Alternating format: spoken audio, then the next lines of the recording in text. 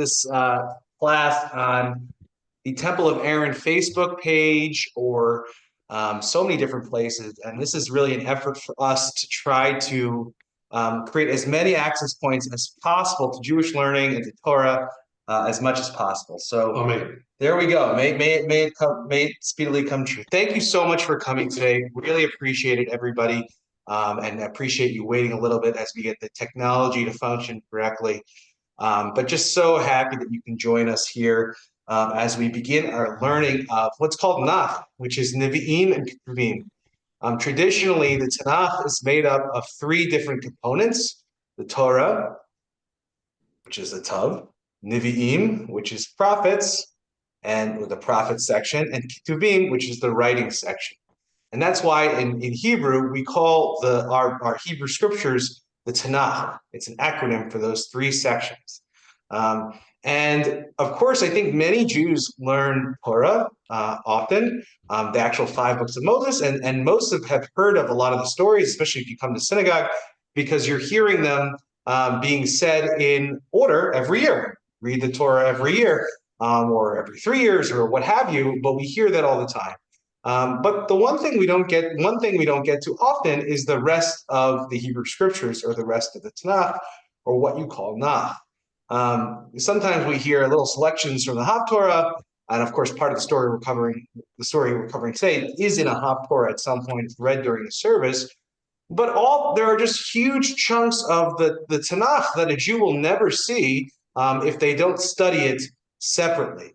And really, studying the Tanakh is an important first step in Jewish learning. This was really what really happened first, is you'd learn the entire Tanakh before even looking into Mishnah or Talmud or Midrash or anything like that. So it's so important. And I think one of the things that I've often been bemused by is how easy it is for many times evangelical Christians to quote our scriptures, but you ask a Jew, and sometimes it's much harder, much more difficult. So I would love us to become more comfortable with those scriptures and with Nach in general in that section.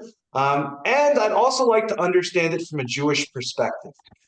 There is just as there's a whole commentary tradition on the Torah, which we learn if you come to my Parsha class, you learn about that. You learn about the entire medieval commentary tradition, Rashi, Ramban, Ibn Ezra, the Midrash, all this great stuff. Come to my Parsha class, you want to hear more about that. So too, there's a whole entire body of commentary tradition and work on the Nach section of the Tanakh, on Neviim and Ketuvim. There are a whole bunch of famous commentators. Some of them are actually the same, but some of them are different. And I really want I want to bring you into that conversation. Through looking at those traditional commentators, we could really see what the Jewish conversation is about this book of the Tanakh and the Jewish interpretation. And I think oftentimes you'll find that the Jewish interpretation might surprise you. When you think of these stories, even the ones you probably know them from a Christian perspective, since most of us live in a country that's majority Christian. So you'll see them from that particular perspective. But here, of course, we're going to see how Jewish tradition looks at these stories and what lessons the rabbis choose to learn from these important stories. Make sense so far? Okay. Before we dive in, any questions before we get into it here? We're good? Okay, wonderful. So please feel free to ask any questions. I need to reclaim the host. Oh, I am a host. Okay, I'm good. All right, I'm going to share my screen, and let's see if I can look this up on Safaria, my text sheet here. So what you'll see, as usual, is my text sheet is going to be on the screen. So I know Eric here is in person with me, but you're going to look on the screen because that's what we're doing. So just hold on as a second as I get this out. Log in for a second.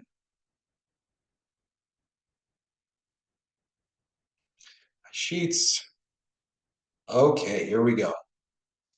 All right, so we're going to be looking and starting just right at the beginning of the book of Samuel. Now, the reason that we're not starting with the first book of Nach, the book of Joshua, and then the book of Judges, is honestly because in my own study and my own learning, in which I'm learning Nach regularly, this is where I'm up to. I've learned the entire books with all the commentary of Yeshua and Shoftim, and now this is where I'm at. So I figured I would teach you what I'm myself learning and dealing with myself, trying to really understand these texts from the inside. So we'll start here. The first chapter of the book of Samuel is about really a woman named Channah, his mother, and the miraculous story of the birth of Samuel, which will be, of course, Channah's son. Samuel grows up to really be a prophet, and also a true leader of the Jewish people, who eventually will anoint the first king of Israel, Shaul, as the king in Israel. Just to understand sort of where are we at in sort of the timeline here, we're around 1,000. We're around 1200 BCE when this, historically when this at least is set.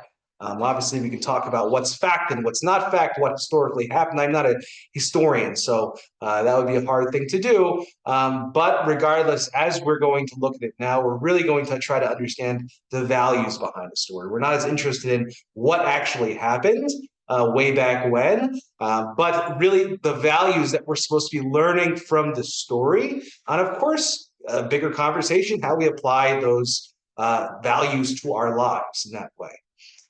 Okay, so let's take a look. We'll learn the first 3 verses of Shmuel today. We'll start with the first verse. The first verse begins, Vayehi ish echad min Ramatayim sofi mahar Ephraim u'shmo Elkanah ben Yerucham ben Elihu ben Tohu ben Suf Ephratih. There was a man from Ramatayim in Hebrew, of the Zuphites in the hill country of Ephraim, whose name was Elkanah, son of Jeroboam, son of Elihu, son of Tohu, son of Zuph, an Ephraimite. So this is how the story begins. Anyone notice anything immediately, anything that jumps out, that's characteristic, that's different? Any observations? I always like to see the observations that people have, right? So I think being an Ephraimite is an important clue, right? So good, yeah. So an Ephraimite, okay. Mm-hmm. So what is an Ephraimite? Let's just review a little bit for those maybe we don't know. There are certainly people from whom we've drawn the patriarchs, right? Mm-hmm. Wasn't Moses? Where she was a Midnite. So Moses was not an Ephraimite. No, but his wife Zipporah, she was a Midnite. Well, yeah, actually, she was not Jewish. right. She became Jewish, but regardless, Ephraim is one of the tribes of Israel. Ephraim is one of the sons of Joseph. And remember, Joseph gets double portion, so both of his sons are become tribes of Israel. Both Manasseh and Ephraim are both tribes. Ephraim really lived in the north, and the people who lived in that particular clan lived in the north in that particular territory. And so that's generally what being an Ephraimite really means. Now so it seems from just looking at it that he is an Ephraimite, but I'm going to tell you it's going to become a little bit more complicated as we take a look at this. What else do we observe? Anything else peculiar? Weird, interesting? Well, they give a long genealogy, much like the early parts of Genesis, where this one begat that one, begat this one. It's to mark time. So right. I guess they're saying, at least I would draw from it, that this is not only an important tribe, but folks that we knew. Good, yeah. So these are maybe people that people knew or famous characters. It's a way to root this character that you might not know, Elkanah, right, in sort of with the family lineage that people do know. And again, there were no last names in Hebrew until really the last 150 years. So it was you were only known by your father's name. So that's what you're seeing here is really his full name, right? Now, it's always, of course, interesting where the lineage stops, because you can technically go back with everyone's name to Adam, right? The first man. So, oftentimes the commentary tradition will speak about one of these, why it stops at where it does. Here, it doesn't really quite make that observation, but it's an open question to keep in our head. Why does it stop at son of Suf? So we'll think about that a little bit. Any other questions before we kind of move on? No questions? No observations? Okay, well, let's keep going then. So the first step when we're studying in a Jewish style, we're studying Nach, is really to look at the Targumim, is really to look at the translations. Targum is a Hebrew word that means translation. Targumim, translations in Hebrew, though, are a technical term that specifically in a rabbinic context means an Aramaic translation of the Torah into Aramaic. Remember that Aramaic was the spoken tongue of the Jewish people in the time of the rabbis. Most common people did not know Hebrew, and especially women and children or people who were uneducated at the time did not know Hebrew. You would have to have been a learned scribe or some kind of someone who's learned rabbinic wisdom. If you did know Aramaic, though, and Aramaic is sort of a sister language to Hebrew. It was really the language that was accreted and created into Jewish people's exile in Babylon. And so what the earliest figures did in order to communicate the meaning of sacred text was to translate them into Aramaic. Just as we have the JPS Bible, this is what they did 2,000 years ago, but they translated the Torah and they translated Nach into Aramaic. Now, the usual translation we use of the Torah is Targum Onkelos. Onkelos was the name of a famous convert to Judaism, and he translated the Torah into Aramaic. Now, the reason we use these things is because they're really old. And as we like to say, every translation is an interpretation, right? There's no clear-cut, perfect in translation that's a one-to-one ratio. Every translation needs to make an interpretation of the Hebrew of what it semantically means. So the first step is always to go back to these old translations, even though we certainly know Hebrew. If you know any Hebrew, you certainly know more Hebrew than Aramaic, right? So it's not really useful as in that regard. But where it is useful is to see how those original authors translated it, who lived almost 2,000 years ago, how Jews or learned Jews translated this particular passage. So it's almost used as like a commentary or one of the first commentaries you look at. And remember, these Targumim or these translations were written oftentimes, like Targum Onkelos is 1,000 years almost, or more like 800 years before even Rashi, one of the oldest commentators we usually look at. So it really is the first step we have to look at. And of course, it's what all of our commentators had on hand. The particular Targum that's used for Nach, there are multiple Targumim, is Targum Yonatan. There's also the Targum Yerushalmi. But today we're going to be looking at the Targum Yonatan on this particular verse. So let's take a look. Move down a little bit.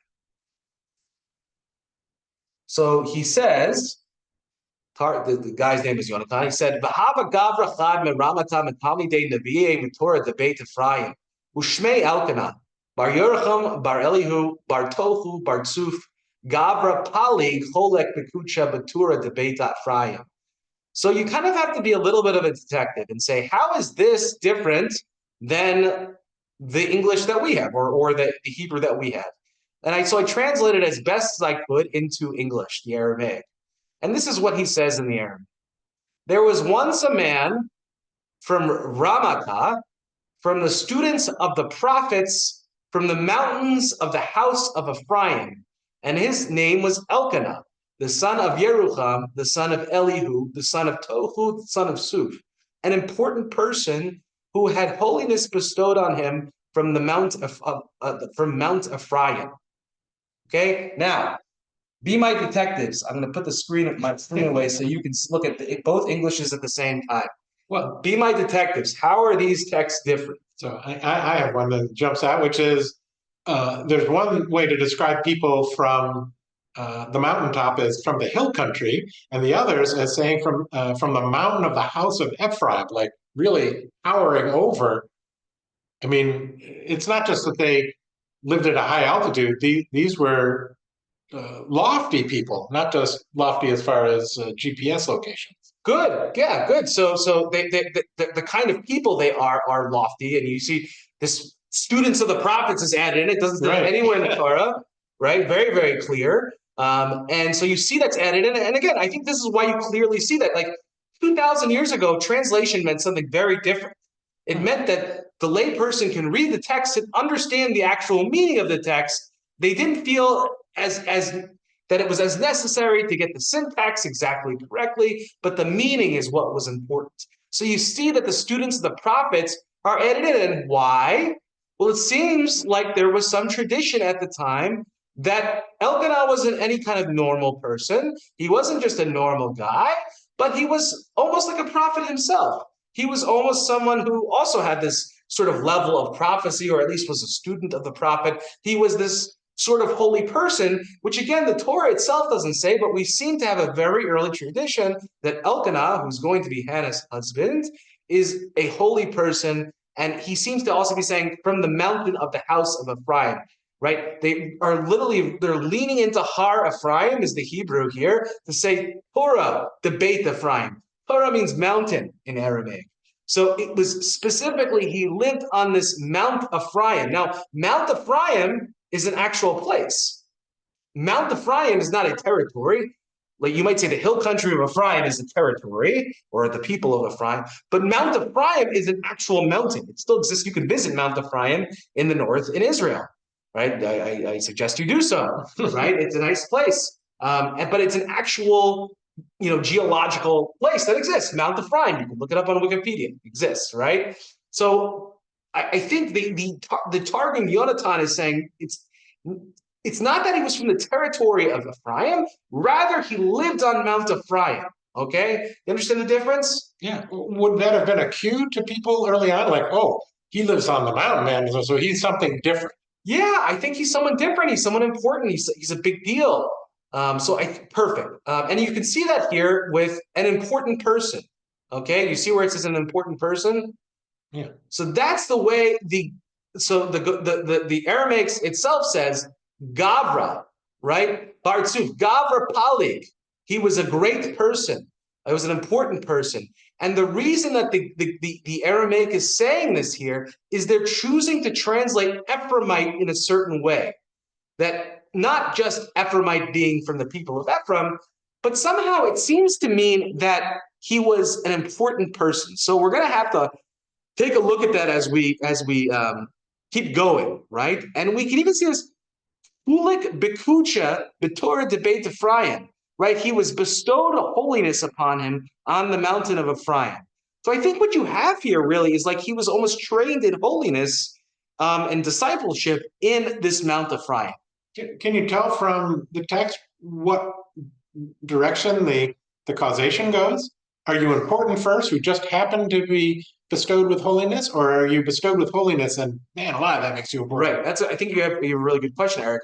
So I would, if I was to guess to you, the reason why they're saying it is because he is a son of the prophets. He is this holy person. He's from Mount Ephraim. That's, all of those make him the important person. Right. So, but I think it's the holiness part. But again, my guess is as good as yours because I'm bringing the Targum and I'm just translating it. Your right? guess is way better than mine. The Targum doesn't ever say why I translated it this way. It just says this is how we translate it, right? So we'll have to look at the commentators when they reference this Targum, and maybe they'll try to explain specifically why the Targum is like this. Makes sense so far? Awesome. Okay. All right. I think we made it through the Targum. Are we okay? Any questions before we move on to the next thing? No? Are we doing well so far? Everyone's doing good? Yes. Good. Yes, Wonderful. Yes. Awesome. Okay, let's keep going. So now let's take a look.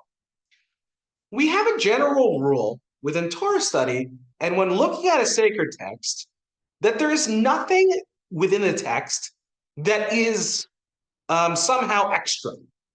Everything in the text is important and has semantic meaning for our understanding of the tradition.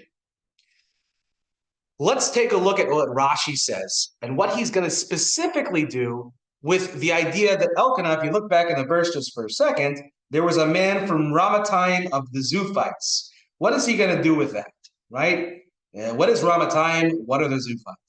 Right? So how does Rashi answer that? He says he was from Ramatayim Sophim.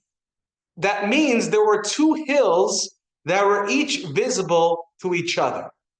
Now, how is he getting this? Again, the Tannakh is made for Hebrew speakers, so it's really hard. But Ram in general means high. So Ramah is a high place. And when you add Tayim to the end of it, it means two. Like if you say Shnayim in Hebrew, it means, Eric, this is good facts for you too. And what does Shnatayim mean? Well, it's a different gender, right? Well, it means two of something. Oh, right? like the weeks, like 2 weeks. It doubles it, right? Shavua is 1 week. Shvuayim is 2 weeks. Yeah. And so when he says Ramatayim, how many hills is it? Is it one or is it two hills? So the way Rashi reads this is that he is from this place that maybe he lived in a town that was a valley between two hills. And what's great about it is we actually have the geography. We can go back to Israel and actually find this geography in Israel of what the Tannakh is referring to. And that means that Rashi might really be correct here, that he was from this place in which there were two mountains. And the way that he says, use it, the next word is Sophim, Haramatayim Sophim, which according to JPS translation, when we just looked at this, the JPS translation just says Ramatayim of the Zuphites. So if I was to look at that from the JPS understanding, it seems to say Ramatayim is the town, and it was the town of this people, the Zuphites.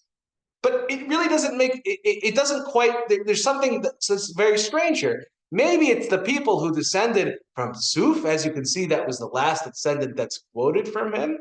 But the Hebrew doesn't seem to intuit that.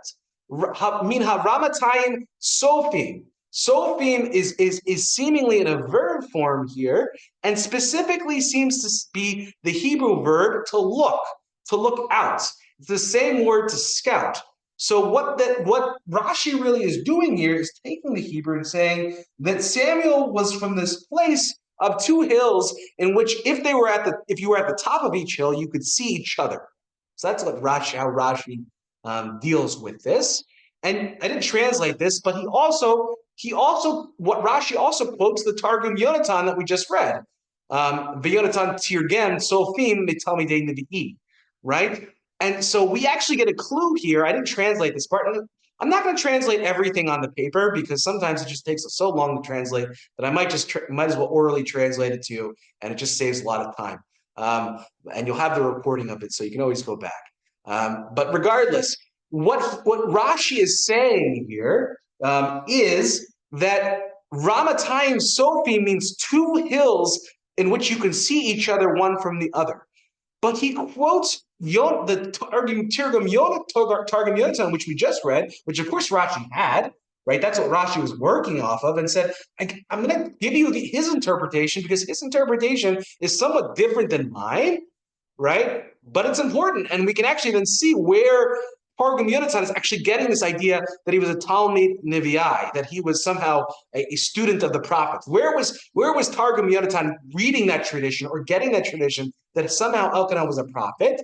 Well, he gets it from the idea that he was from the town of Ramatayim, and he was at Sophim. Now, what is it, Sophim? Soph means litzpot, is to look or to gaze from afar. Oftentimes, that's the name of what we call in English, a seer. S-E-E-R, right? A seer is a prophet, someone who can see the future. It's the same thing in English, a seer, right? Someone who can see. So instead of saying Sophim is this family name in which Elkanah is descended from, instead it is a job description that he's from this place of two hills, according to Rashi. And Targum Yonatan is adding in and saying from the word Sophim that it's not that he's descended from the family of Suf, and instead he was a seer. He was a prophet. So now we understand the Makor, we understand the source of where Targum Yonatan is getting its interpretation and understanding from. Make sense so far? I'm going very nice and slow because I really want you to see how Jewish interpretation works. It's really neat. It's like detective work almost. We enjoying this so far? May. Baruch Hashem.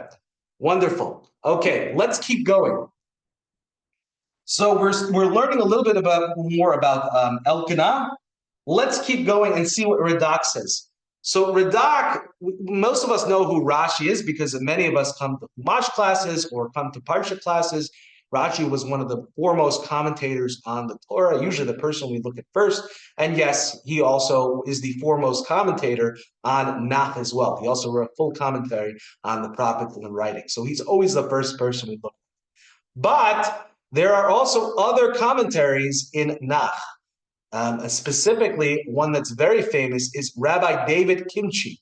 Rabbi David Kimchi is a medieval European rabbi, and he goes by the acronym Radak, Rabbi David Kimchi, and his commentary is extremely important on Nach. It's a little bit longer than Rashi, but it's very interesting and very deep.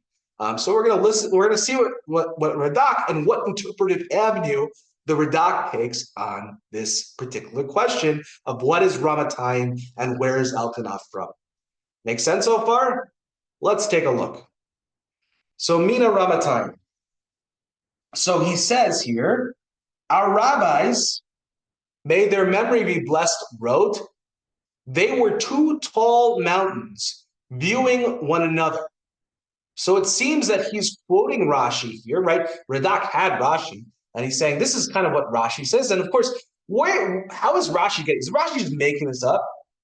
Rashi didn't make this up. Guess what? It's in the Talmud. He's just quoting the Talmud, who also interprets this way. And that's usually when Rashi's making some kind of novel interpretation, it's usually not because Rashi just feels like being creative. It's because he's quoting from an earlier source. And so too here. But Radak continues. And if so, if that were the case, that they were two mountains, and the word indicates so, since it is an expression of duality, the explanation of from the two tall mountains would be from one of the two tall mountains, right? And so he's not saying that he lives in a place between the two mountains, but rather he's from these two mountains areas, and he lived on one of these mountains. And then he gives some textual proofs. We don't need to go through all of them, but from Judges and Samuel, we can skip that. But then he goes on to the next question, which I think is very interesting. And the meaning of Suphites, remember, Ramatayim Sophim is the second word, is that it is the from that is mentioned is the place of two, as if to say from the family of the Suphites. So does he take the same interpretation or the different interpretation than Targum Yonatan? Here, it seems that he's taking it to be a family name from the family of Suph. But Suphites, then he continues, could also be explained as prophets. So he also gives the other interpretation.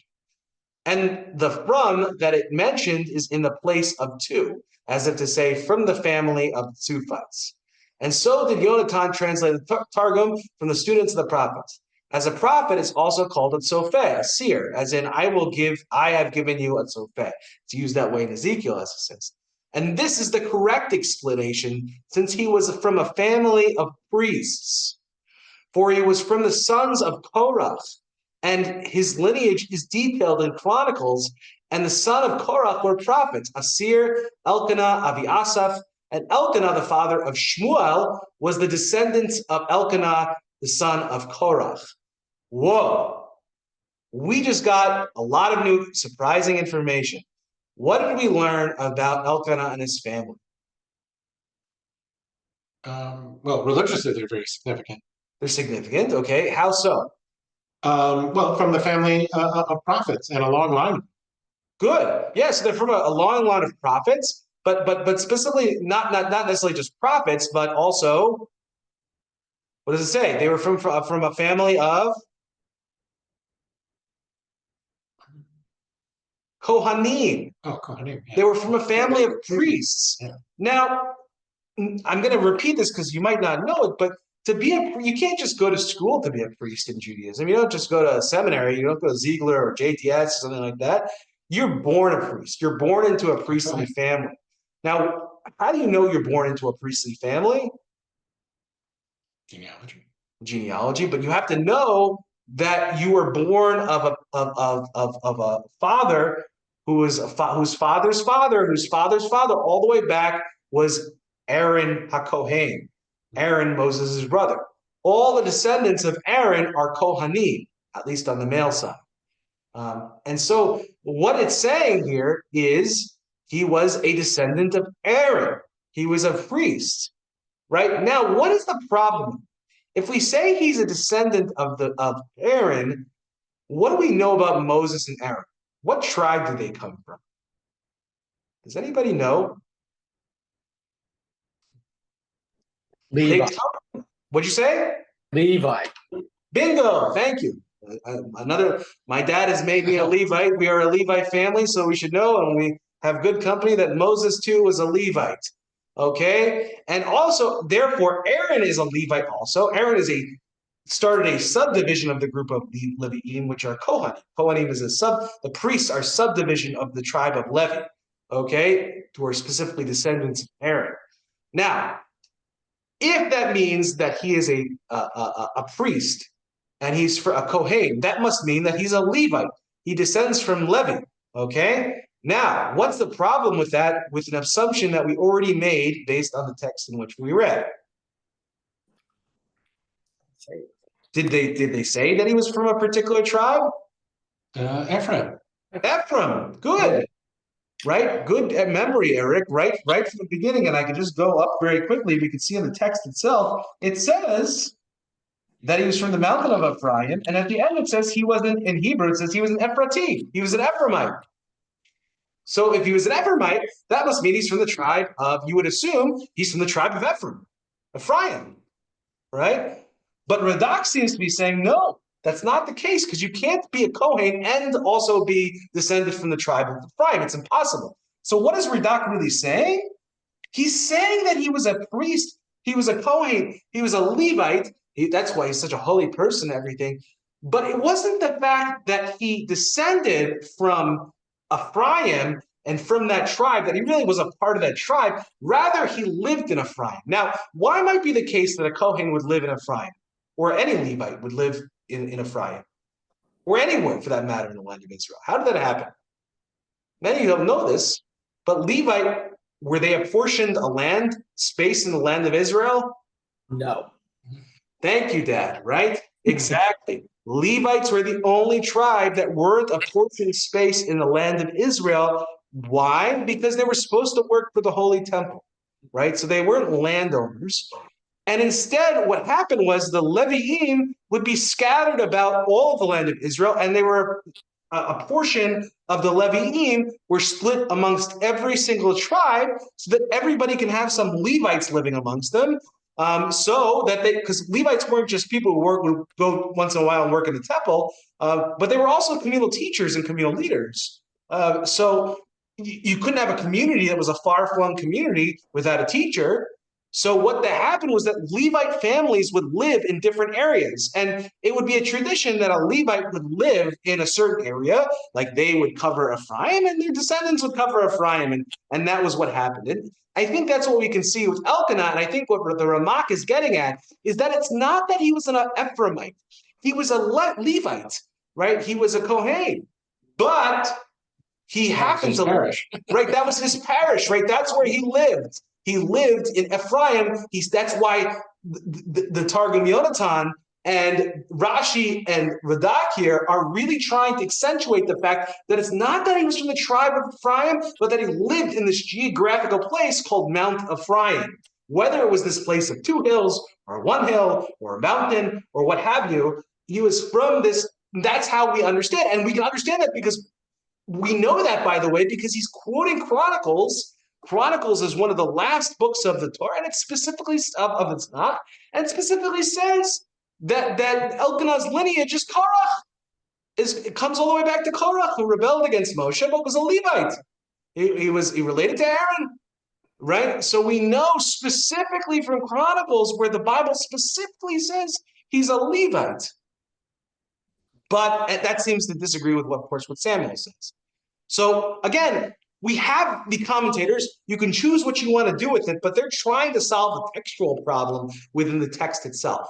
But I really think that adds a lot of deep meaning, as this is going to be the husband, the man that birthed Samuel, that comes to the temple. We're going to read that Elkanah was coming to the temple. Maybe was he coming to the temple to worship as an Israelite? Was he coming to the temple to worship as to help out in the temple because he was coming out for his mishmar because he was a Kohen himself, right? That's going to all play an important role in the story and color how we understand Channah, how we understand Shmuel, how we understand Eli, and all the characters in our story. That's why this is so important. Make sense so far? Yeah, is there also a piece where it's not sins of the grandfather? You could be descended from Korach, but do something really important judaically and be a super high priest. Many were. Actually, many of the Psalms were actually written by the children of Torah. And actually, we see that within the Psalms that we read that we hold to be very holy. And so Korach, it seems that his descendants still played a major role within the Jewish people, 100%. Should we keep going? Are we doing well, everybody? Wonderful. All right, we're going to look at one last commentary today. And unfortunately, I did not have time to change this text and to translate it into English. So I'm going to at least write the translation down. So I'll translate it piece by piece for you. Okay? So this is a commentary named the Malbim. The Malbim. The Malbim is a later commentary. He really lived in the early 1800s in Poland. And he was... But he really wrote in the style of, and it's been accepted as sort of one of the medieval commentators and one of the big commentaries we look at as a later commentator in the works on Nach. He also wrote a commentary on the Torah, which is very interesting, but that is less popular than his commentary, which is usually standardly printed in most editions, rabbinic editions of the prophets. So this is his commentary here and how he starts. I really always love him because he is so deeply philosophical and really just adds a lot of juice into Nach, and I really enjoy him. So, Vayihi ish echad, this is what he says on when our verse says there was one man Elkanan. So he says, Yesh hebdel bein keshkatuv vayihi ish. There's a difference when the Torah or the Tannakh says, and there was a man, right? Versus or it says Vayehi ish Levi, right? Or there was this man from Levi, right? Ubain, compared to when the Torah chooses to write, Kesh Katuv Vayehi ish echad, or it was that there was one man. So you see the difference between saying there's a guy or there's a Levite guy versus there was one man, right? So Malbim is saying whenever it appears like that in the text, he says Shemor Shahaya Miuchad Le'ezeh Davar Gadol. He says that it instructs to us a semantic meaning that he was a special, big, great person. Okay? Now, interestingly enough, who originally said that? Where did we first see that? Targum Yonatan. 1800 years ago, before Malbim was writing, Targum Yonatan also wrote that he was a great person. So we see he's tapping into this tradition. And when we read the Targum Yonatan, we didn't really understand how he's coming up with reading the Torah, or reading the Tannakh in a way that's saying that he was this great, important person, right? Instead, we don't really understand. Now we do, right? The Malbim is helping us to understand how homiletically we come up, and the Tannakh is trying to signify to us that he was an important, special person, okay? And he's going to explain. But Kamosha Amr b'Midrash Rabbah, as it says in the Midrash on the Book of Numbers, every place in the Tannakh in which it's written, and there was one man, it means Gadol Haya, that he was great. So we have a midrashic rabbinic tradition from a long time ago that when the Torah says when there was once one man, that is supposed to signify to the reader that it wasn't just a normal man, but it was a man who was special, important, a big deal. Okay? Make sense so far? That's how the Midrash is teaching us how to read the text.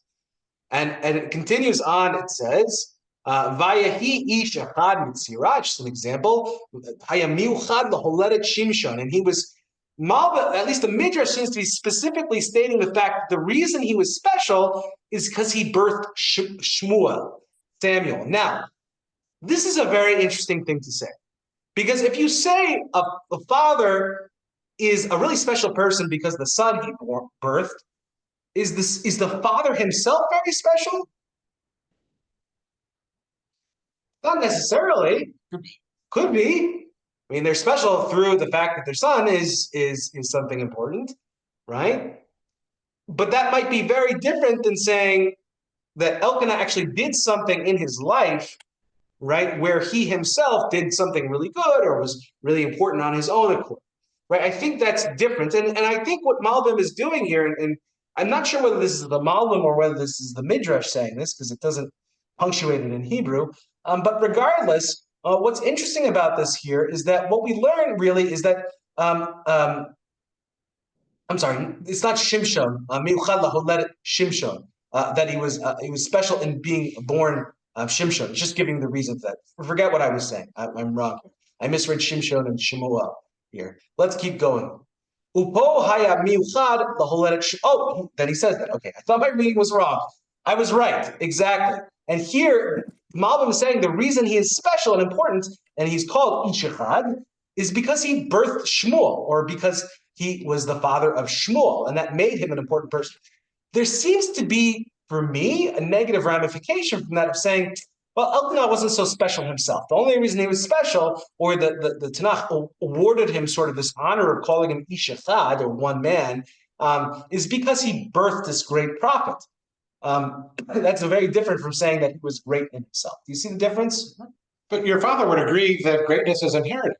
Right, it's like a tricky thing, right? So, like, obviously, if someone's really great, they probably inherited some of their qualities from their father, or from nurture, right? Or it's some merit to the person's name that they raised them in a way to have these particular values. But we know it's very different than the father himself doing a particular achievement, right? Makes sense so far? But you can't be a great father without being a good seer in the future. There you go. You're connecting it all together. I love it. Wonderful. Okay, so that's what Malbim says. So then he goes on, and remember, Malbim, and the reason we're doing it this way is because Malbim had all of he had Rashi, he had Radak, okay, he had the Targum Yonatan, so he was looking at all these things, okay, and this is what he came up with.